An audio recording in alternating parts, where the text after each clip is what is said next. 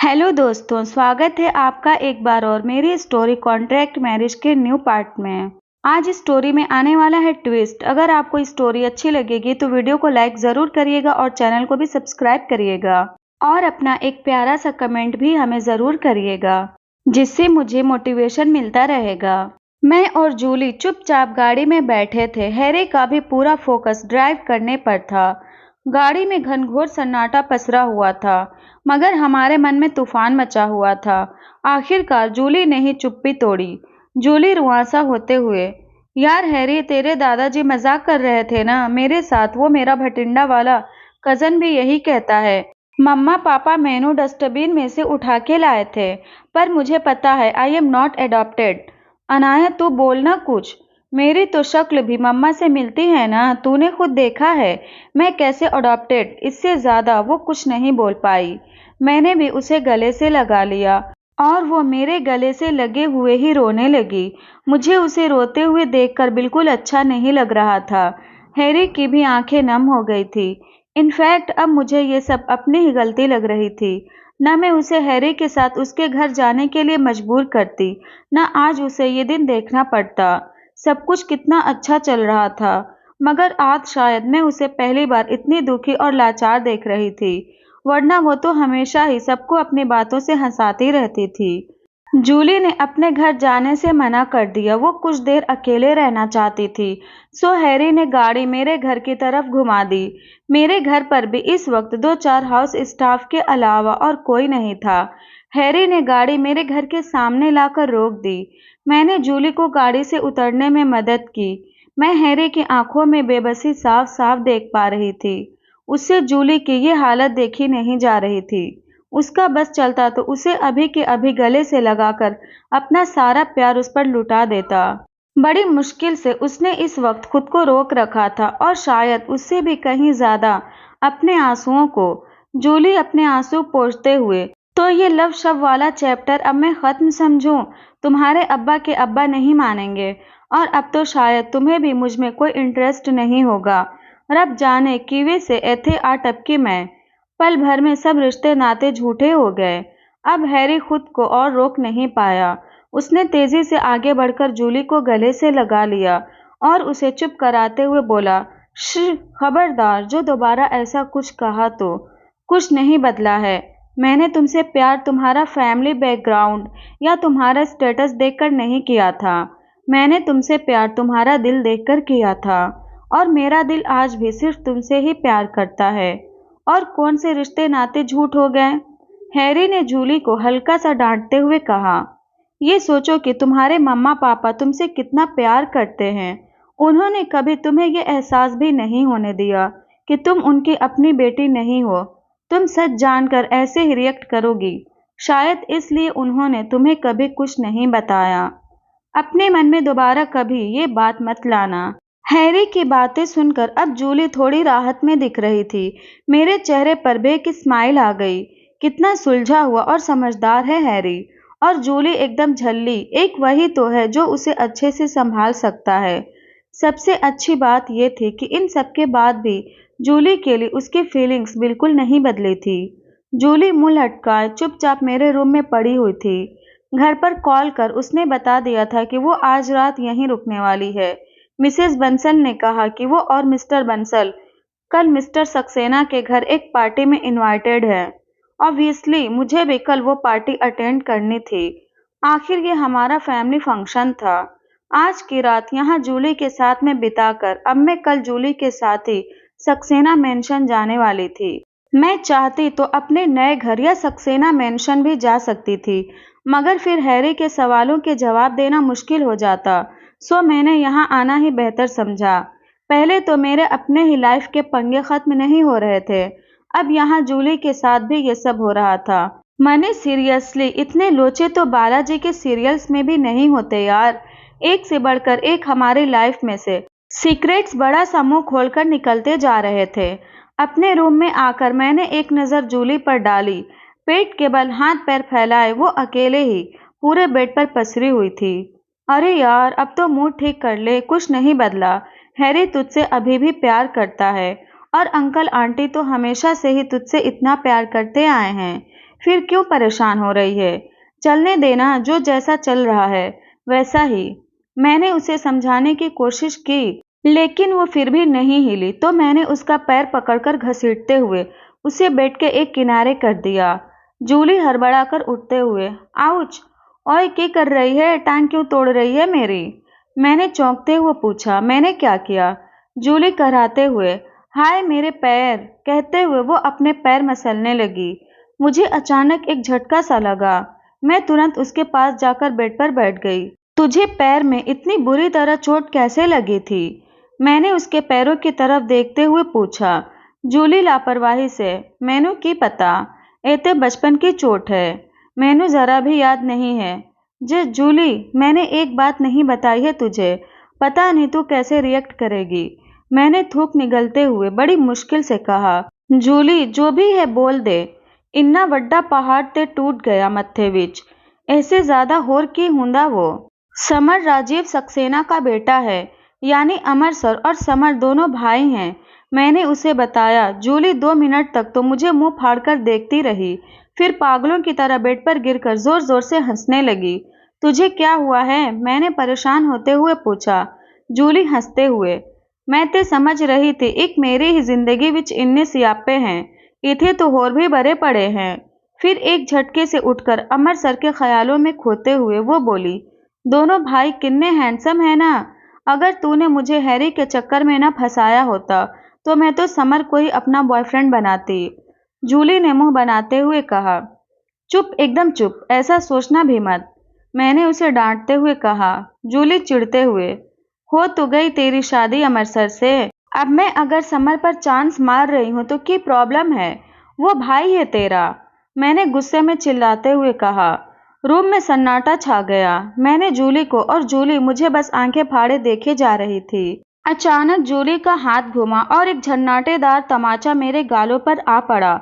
मेरा तो पूरा सिर घूम गया और चारों खाने चित्त होकर मैं बेड पर गिर गई। गाल पर हाथ रखे मैंने उसे हैरानी से देखा। वो अब तक गुस्से में मुझे देख रही थी। वो तो सही टाइम पर मैं साइड हो गई, वरना वो पिलो भी मेरे सिर पर दे मारती। उसने फिर मुझे मारने की कोशिश की, मगर इस बार मैंने तेजी से उसका हाथ पकड़ते हुए उसके गाल पर एक जोर का तमाचा लगा दिया। क्या हो गया है तुझे? मुझे क्यों मार रही है? मैं गुस्से में चिल्लाई, मगर कुछ जवाब देने के बजाय वो वहीं बैठकर मुंह फाड़कर जोर जोर से रोने लगी। जूली, मैं पहले से परेशान हूँ, ऊपर से तू और मजाक कर रही है। शर्म नहीं आई तुझे अमर सर नु मेरा भाई बोलते हुए? उसकी बात सुनकर मुझे भी अफसोस हो रहा था। मैंने परेशानी से उसे गले लगाते हुए समर की पूरी कहानी बताई और साथ ही उसकी बहन सेजल के बारे में भी उसे बताया। जूली ने मेरी बांह पर एक मुक्का जड़ते हुए पूछा, तो तुझे क्यों लगा कि मैं सेजल हो सकती हूँ? फालतू डरा दित्ता मैनू, वो चुड़ैल ही होगी तेरी नंद, मैं नहीं। पहले पूरी बात सुन ले मेरी, मैंने उसे अपनी तरफ घुमाते हुए कहा। साक्षी के बारे में हम बस गेस कर रहे हैं, मगर हैरी के दादाजी के मुताबिक तू एक्चुअली अडॉप्टेड है। फिर तेरा ये पैर, तुझे तो याद नहीं कि तूने अपना पैर इतनी बुरी तरह कैसे तोड़ लिया है? क्या ये पॉसिबल नहीं है कि ये भी उसी हादसे में हुआ होगा जब सिलेंडर ब्लास्ट हुआ था? तब घर की दीवारें भी गिर गई थी। हो सकता है समर की मॉम ने तुझे आग से तो बचा लिया होगा, मगर तू किसी दीवार के नीचे आ गई होगी जिससे तेरा पैर फ्रैक्चर हुआ, और शायद तेरे सिर पर भी चोट लगी होगी, तभी तुझे कुछ याद नहीं है। मैंने अपना लॉजिक दिया। मुझे खुद ही अपने ऊपर हैरानी हो रही थी। बिना सीआईडी देखे इतनी अच्छी क्राइम स्टोरी कैसे लिख ली मैंने? मेरी बात सुनकर जूली को जैसे सदमा लग गया था। जूली ने बड़ी बड़ी आंखों से मुझे घूरते हुए कहा, सब बम आज ही फोड़ दे तू। दो हैंडसम मुंडे नु एक वारी में मेरा भाई बना डाला तूने। मेरे अमर सर वो भी भाई बन जावेंगे मेरे। ते हुन जी के की करंगी? जूली का रोना पीटना दोबारा शुरू हो गया। जूली जोर जोर से रोते हुए, रब जी उठा लो मैनू, जीना ही नहीं है अब। अरे ऐसे चंगे ते एकता कपूर के सीरियल्स हुंदे हैं, कम से कम आदमी मर के तो जिंदा होता है। मैनू जीते जी मार डाला इस लड़की ने। यार मैंने क्या किया? मैंने अचकचाते हुए पूछा। मैं तो बस फैक्ट बता रही हूँ तुझे, और फिर तू खुद सोच, कल का फंक्शन तो सक्सेनाज का फैमिली फंक्शन है ना, तो तेरी फैमिली क्यों इनवाइटेड है? वहाँ जूली के पास अब इस बात का कोई जवाब नहीं था। मेरा भी मूड पूरी तरह ऑफ हो गया था। पल भर में हम दोनों की ही जिंदगी क्या से क्या हो गई थी। रात भर जूली बिस्तर पर पड़ी पड़ी कुनमुनाती रही। नींद में न जाने क्या क्या बड़बड़ाकर बार बार मुझे हाथ पैर मारती रही। उसने जैसे मेरे हाथ पैर तोड़ डालने की कसम खा ली थी। पूरी रात न खुद ठीक से सोई न मुझे सोने दिया। नतीजा हुआ सुबह हम दोनों के ही चेहरे उतरे हुए थे। आंखों के नीचे बड़े बड़े बैग्स निकल आए थे।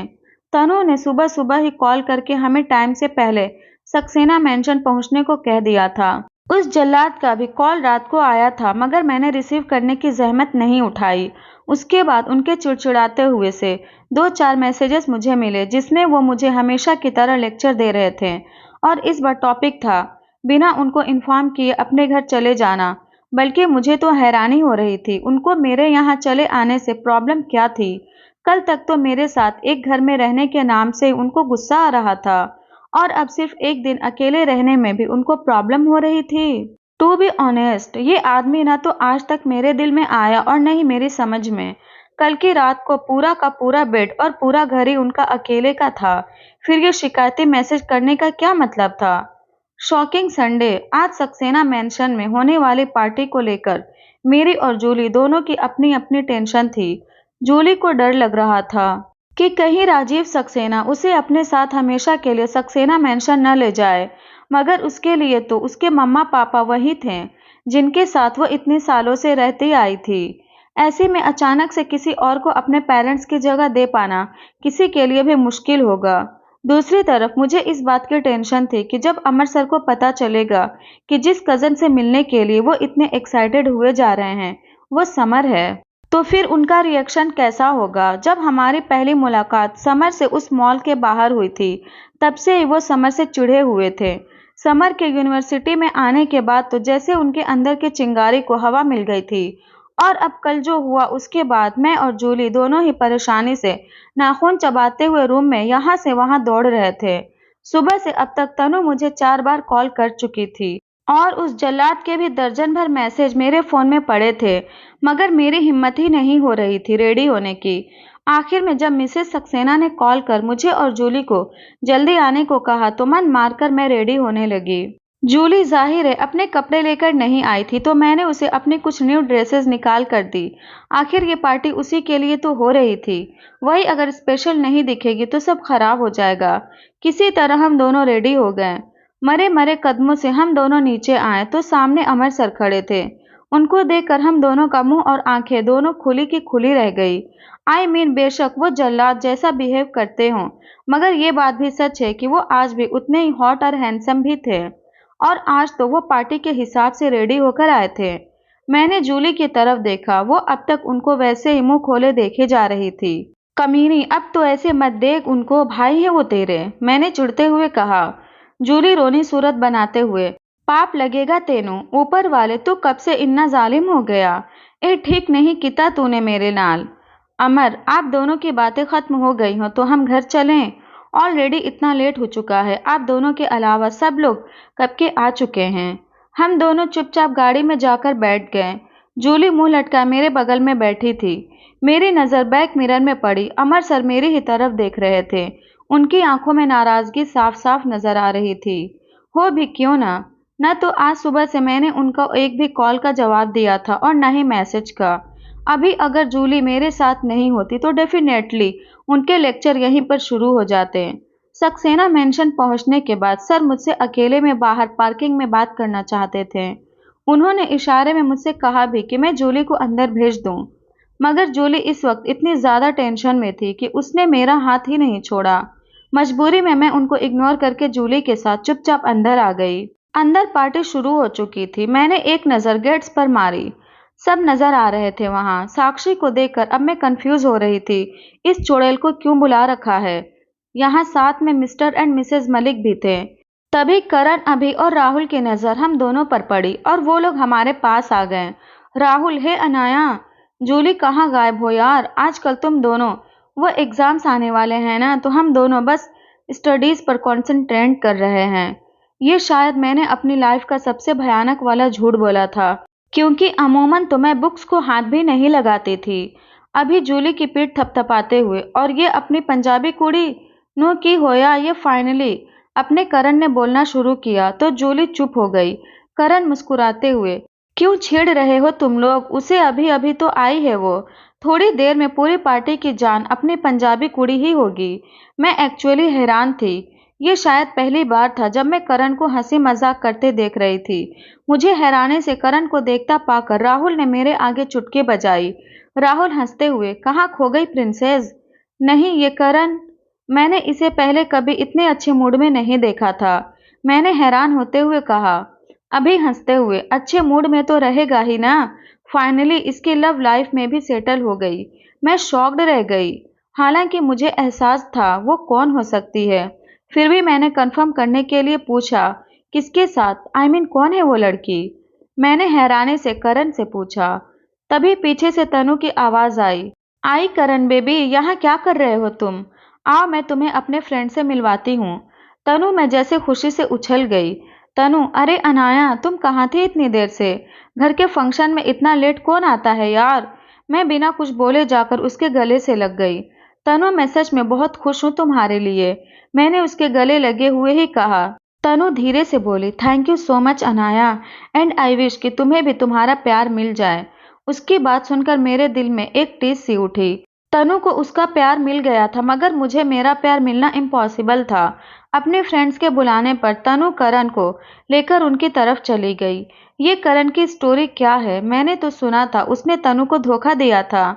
मैंने राहुल और अभी की तरफ देखते हुए पूछा। अभी बिल्कुल नहीं, करण तो तनु से हमेशा से प्यार करता था।